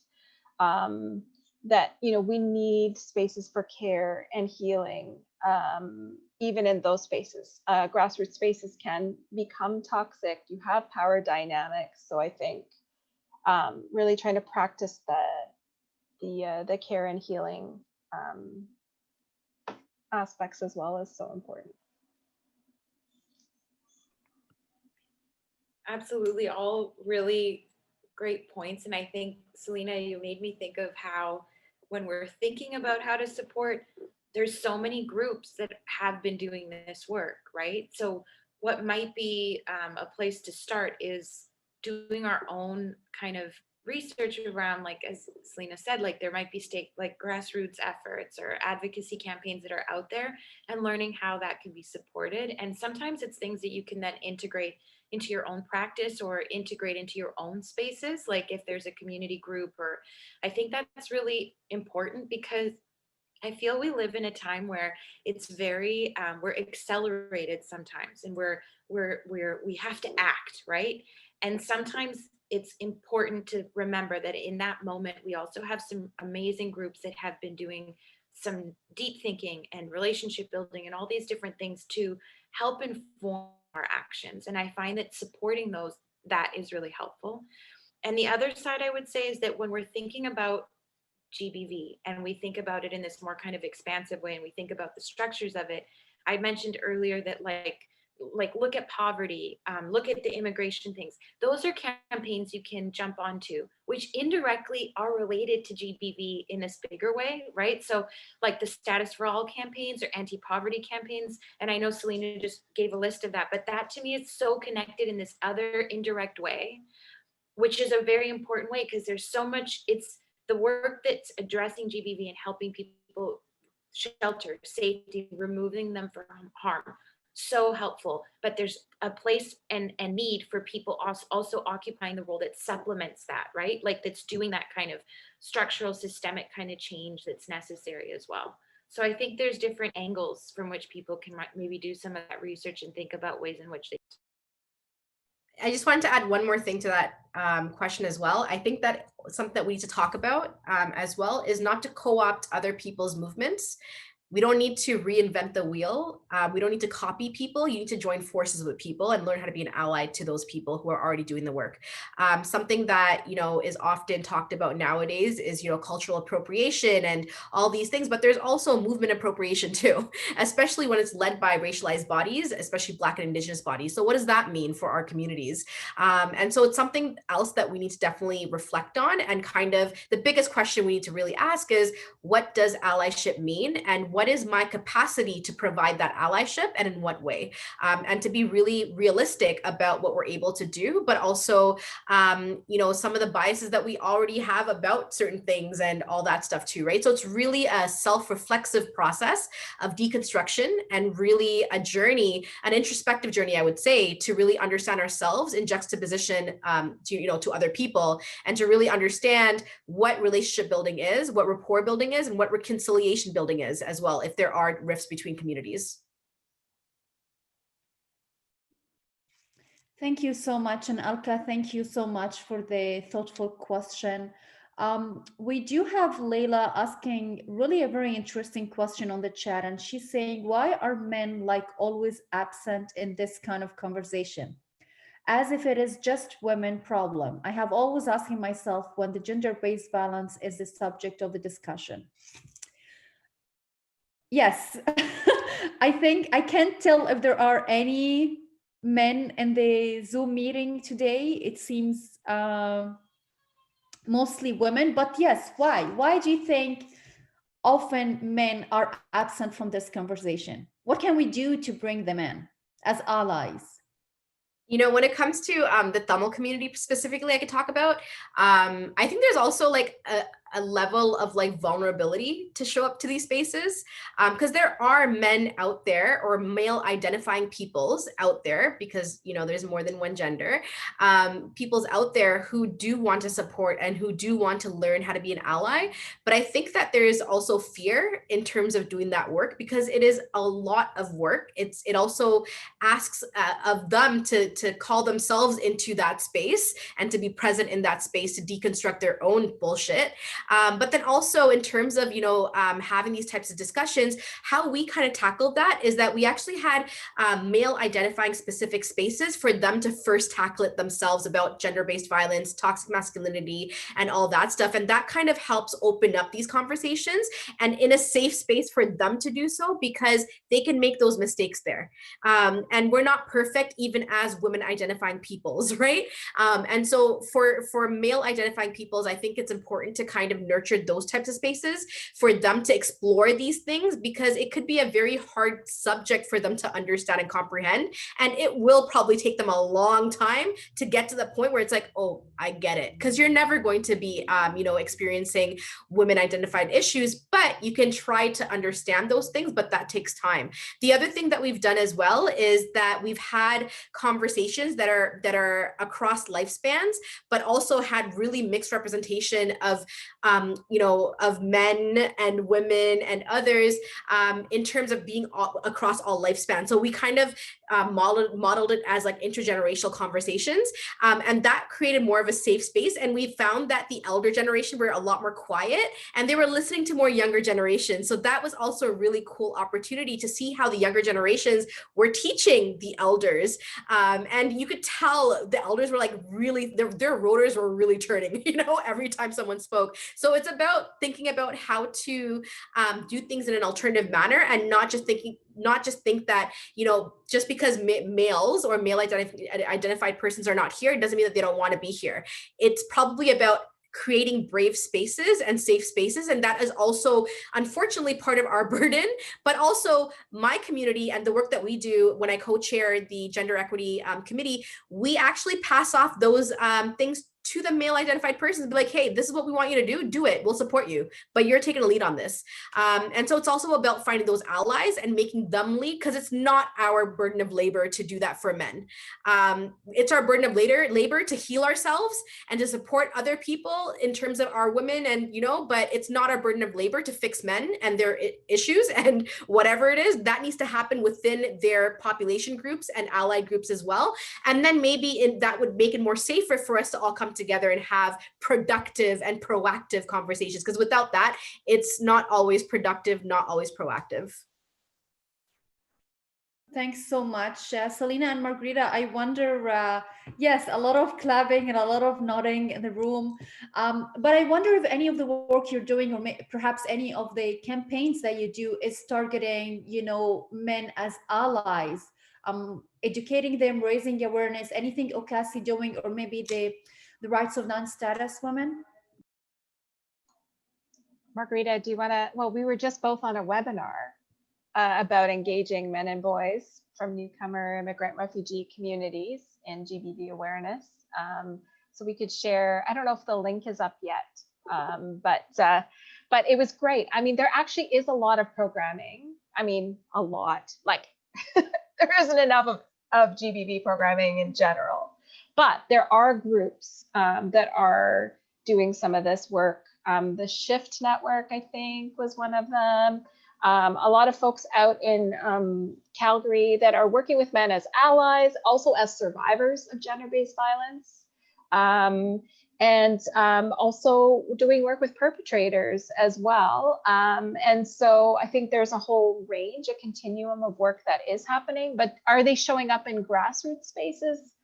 I would say in coalitional spaces. Like if you're really addressing an intersectional range of issues, then you will see that reflected in who shows up. But I agree with everything that Cheyenne was just saying about, men are looking for spaces for support. They don't always know where to look, and I think we need to find ways to kind of build across groups, coalitions, and to kind of show the how everyone can benefit from eradicating forms of social inequality, that there are ways in which men also, aren't able to end on human rights. How can you experience the full range of your humanity as a person? If you want to live in that world, then I think, that's maybe a place to start. Mhm. Yeah, and I think that there's based even, we can share that link from that webinar, Engaging Men and Boys, because I think that for future work, perhaps if it's a new thing you'd like to offer in your organization or creating those spaces, maybe partnering or looking at the way in which they do that work as well and facilitate those conversations. Because I think there's definitely work that we're seeing happening parallel, but not always integrated in that same space. And I think that I really appreciated both Celine and Cheyenne's comments, because there's got to be also like a way of thinking about this thoughtfully so that it's safe, because we don't want to, open up this dialogue or open up a space where you're inviting, for example, survivors of gender-based violence who are identifying as women in a space where then that conversation, like what kind of agreements might happen in those spaces for that kind of conversation, So there's so much we can learn from groups that are already supporting this kind of allyship and this kind of anti-oppressive practice. And I think that those are places to start, especially if you're in an organization where that's maybe a newer idea. But of course, again, if this is a social problem, and I know Selena just, I'm echoing Selena now, if it's a social problem, it impacts, men in our community. And ultimately it's for the better for eradicating GBV for sure. So I think there's places for us to start and to learn. And we will happily share the resources that we have from the this is from a project that's a partnership with different organizations across Canada and led by the YMCA. So we can share the information and the webinar and the handouts. Yeah, thank you very much. Please do share these resources. If you want to share any resources, Cheyenne, Selena, and Margarita, with me afterwards, I'm happy just to attach them to a follow-up email to whoever participated today. I think it was a very engaging, powerful conversation. It's a nice starting point to talk about, gender-based violence on a holistic way, where we are not lifting any groups behind. It's nice that we touch on Human Rights Days. We talked about missing and murdered Indigenous women. We talked about, this issue as a social issue, and Selena brought the very important intersection between gender-based violence and immigration status.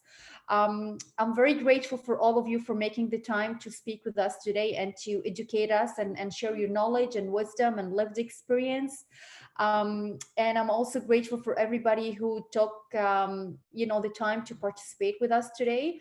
I do encourage you to please fill out a post-event feedback survey. We would love to hear your feedback about how we did and how can we improve, and what future topic you think we should discuss in the next series of Ending the Silence. I believe Jaspreet just shared the feedback form on the chat. And that's about it. I'm not sure if there's any further comments, any closing remarks from anyone, from the participants, the speakers. We can have about 2 minutes left for any further remarks before we end the conversation.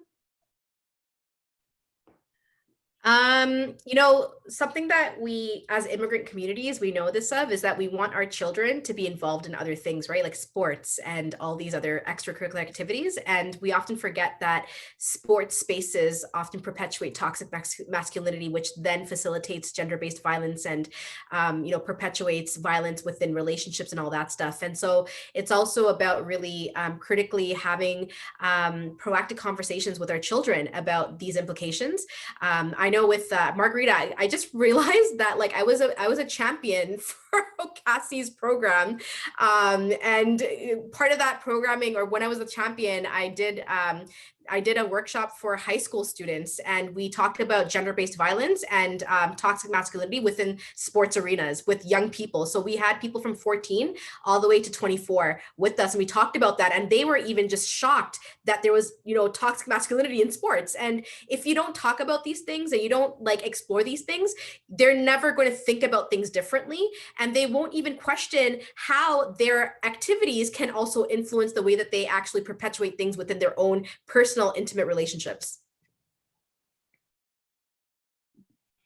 Excellent, excellent. Again, you all keep bringing different angles to the conversation, and I'm really grateful, because oftentimes the conversation is, I don't know, focused on a very specific angle. And I feel that we touch on a lot of important points today as a starting point on how we can look at gender-based violence from different angles, different perspectives, and how it's impacting different communities, not only the immigrant and refugee communities. I want to give a shout out and a big thank you for Jaspreet and my team behind the scene, managing and monitoring everything. Absolutely well done job. And I want to thank Nira and Okasi in particular for their amazing campaign and for the funding and for, you know, all the work that they do to support and empower the immigrant community. Of course, also thank you to Selena and the Rights for Non-Status Women Network. They are doing fabulous work. And Cheyenne, you are all over the place. You are involved with so many groups, and your work is very inspiring. I do hope that we connect again in the next session of Ending the Silence. And you join us as participants, as speakers, as community members, as advocates. You are always welcome to join the work that we're doing. And yeah, we'll send a follow-up email with a survey and with a link to the video. The session was recorded. And Susie from our team will be writing a blog summarizing this session with a little bit of maybe recommendations and an outcome of this session. So all these wonderful resources will be shared with you afterwards. And I guess that's it. I think that's a wrap. And thank you so much for joining us. Have a great night. Thank you for your organization. That was fantastic, Sarah and your team. Thank you for having us. Yeah, it was a team effort. Thank you to everybody. Thank you. Thank you, everyone. Have a great evening. Have a great evening. Take Bye. care, everybody. Thank you, everybody. Bye Great for event. now. Thanks. Bye.